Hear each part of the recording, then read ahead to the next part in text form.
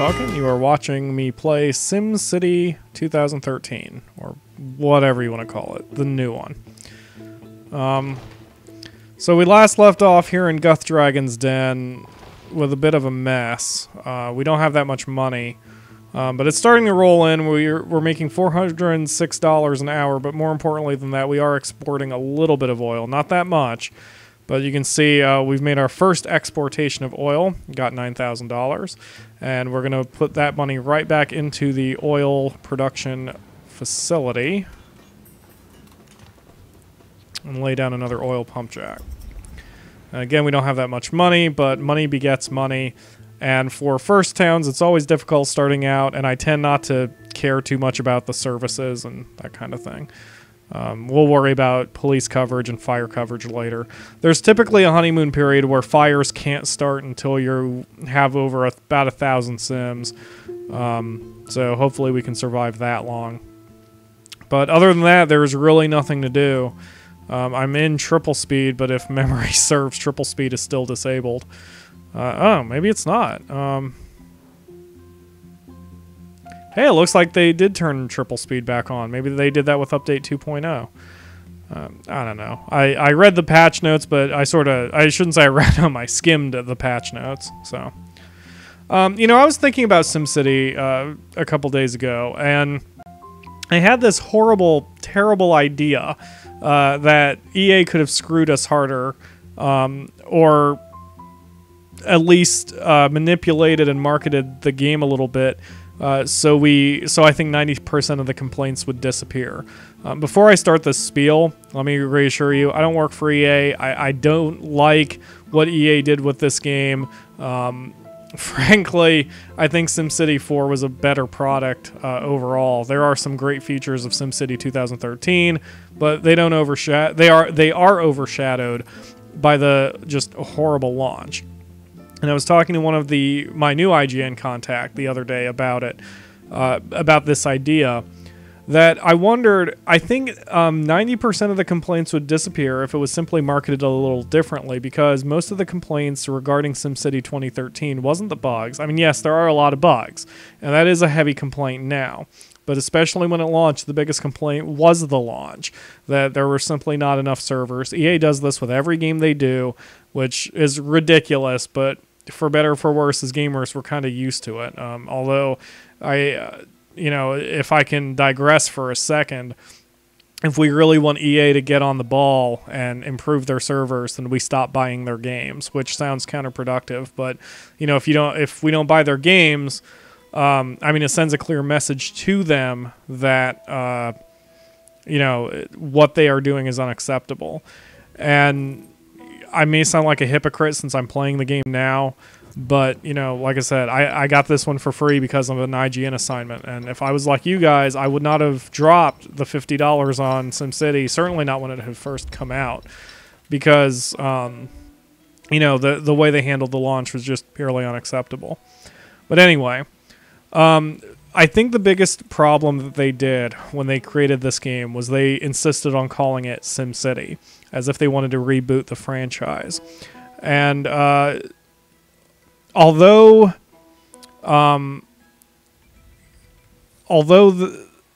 see, I'm trying to say this, and it's a touchy subject.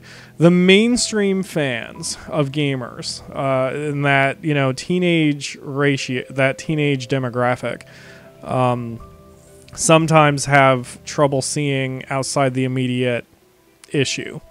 So I thought if you call this game and market it, and it's just one simple word, rather than calling it SimCity, call it SimCity Online. Because just calling it an online game and then marketing it as an MMOG, first of all, if you do that, then the complaint against it being a single player but forcing you to have this always on DRM, that disappears in an instant. Because if you market it as an MMO, no one cares that you always have to be online.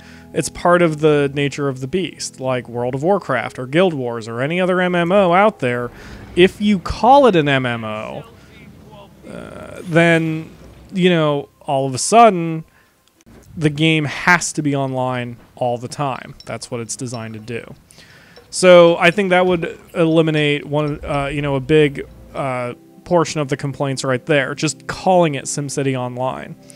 And then my IGN contact asked me theoretically, well, does it feel like an online game? Can it even be marketed as an MMO? And I thought about that. And it can if they expand certain features that they already have in the game. For example, we have leaderboards, which I don't even know if they still work. Let's see. The challenges sort of kind of work. Apparently. Those are my achievements. Where's the leaderboards? I see the leaderboards still don't work after freaking, what, a month and a half of the game being out. So, assuming the leaderboards worked correctly, which is a big assumption for EA, but anyway, assuming it worked correctly, then rather than just have the leaderboards by region, they should also have separate leaderboards for mayors. I mean, how many cities have I made? What is the total population of my cities? How much poop have my Sims created? And those stats are tracked because they constantly tell us what those stats are. We see them on loading screens, what the total population is. There was a loading screen that I had recently that said the total number of jobs that all SimCity mayors have created is 1.1 billion jobs.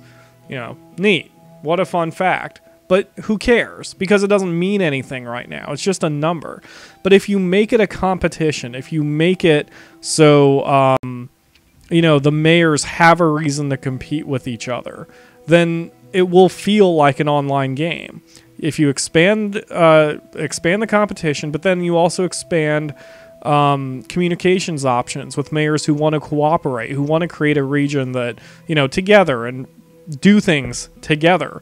Right now, we barely have the region wall, which you see in the top left corner, which doesn't always open or flash when people start trading messages. We need something that's actually like a real-time chat system. It can't be that hard to make. You don't have to integrate it with Origin, or you can integrate it with Origin. But if you have a chat channel specifically for each region, then it lets mayors constantly communicate, and you can talk and chat and converse and be social while playing the game. And it will then feel like an online game. So it's just those two simple-ish things. You call the game SimCity Online, and you make it feel like an online game. That will completely eliminate the people who complain about an always-on DRM, and it will completely eliminate, or mostly eliminate, the people who complain that it doesn't feel multiplayer, that, why make a multiplayer game out of a single-player game? Now, before you bite my head off, I understand that these are manipulative tactics. And honestly, if you're smart enough to understand that they're manipulative tactics, then they wouldn't work on you. And we would still be upset at EA, granted, but I'm just saying this from a theoretical standpoint, that marketing, especially, hey, if you guys watch Mad Men, there's a lot to be said about marketing and advertisements. If, you can manipulate public perception and change the way you appear to not only your customers, but to your investors, just by how you show the product and show what you are intending to do. And by manipulating this game in that way, that, that if SimCity was marketed as an online game, then, I really think it wouldn't have quite started the fire that it did around EA. But, again, don't misunderstand my words. I'm not an EA fanboy. I've taken to buying fewer and fewer of their games, mostly because indie titles are so cool. I mean, I'll even give a quick shout out. I've been playing the hell out of Lords of Football, Kenshi, all on Steam, by the way, Kerbal Space Program. They're all cute little software toys, or all the way to full-fledged games, but that give a better experience and tend to be programmed better because they have to be.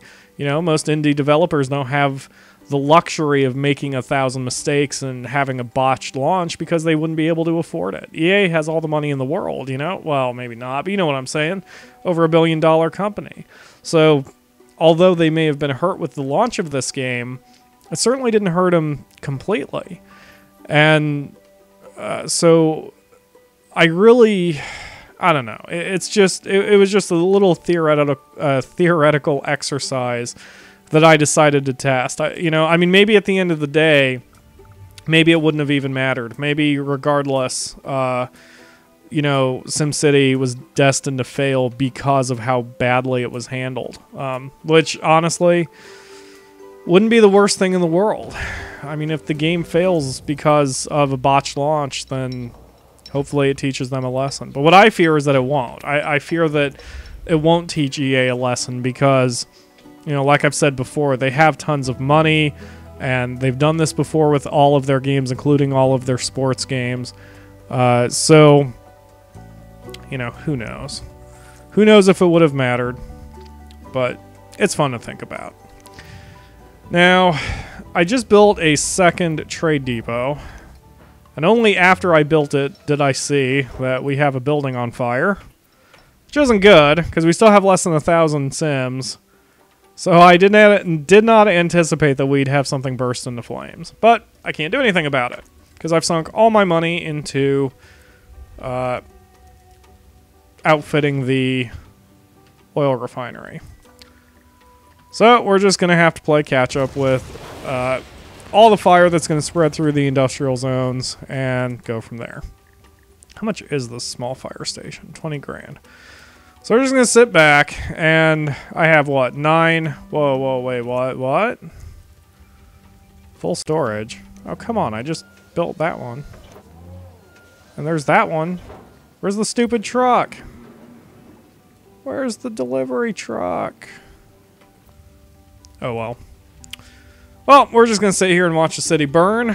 Guth's Dragon's Den is apparently going to be nice and toasty for anybody who works in the industrial zones. We're close. Another 3 grand, which is 1 shipment of oil.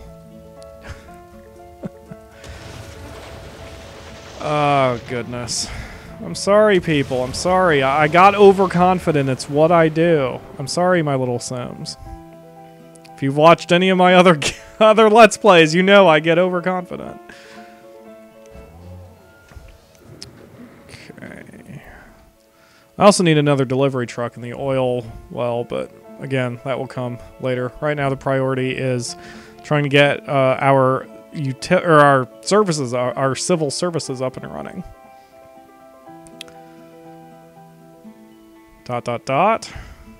Wait. Sit.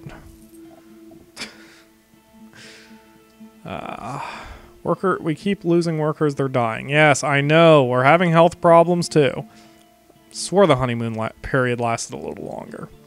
Okay, so we have over 20,000. We'll plop down a fire department here. And since residential buildings are more at risk than, industrial buildings are more at risk than residential buildings, we will stick our fire station here. Also, that way, it's right next to the oil refinery, just in case, God forbid, or the oil well, just in case, God forbid, the oil well catches fire. Now, when you plop down a fire station, very first thing you should plop down is the fire alarm. Although you can build a fire station sign, you can only do either the fire station sign or the fire alarm. And the fire alarm halves the response time of your fire trucks, which is ridiculously important this early. So, oops. Damn it. There we go. So now we have an operational fire station. Of course, we also have the problem of the fact we're losing money hand over fist, but the money that we gain from exporting oil will offset it. And I mentioned in the wiki guide that when you set up your city, you should not fully look at your hourly profit or loss. Yes, I am losing $351 an hour, but as long as I don't go crazy with building stuff, I will actually make way more than that just exporting all the oil I got. See, I'm already up to over 20,000 again. Just like that. So, yeah, well, we're close to 15 minutes here. I'm actually going to go a hair over today, and that's fine. Tune in tomorrow for another episode where we will be trying to get these services up and running now that we have a little bit of cash in the treasury. I'm PyroFalkon. You can follow me on Twitter with @PyroFalkon. Get the latest news on my videos and such if you are not a subscriber. Thanks for watching, guys. Bye.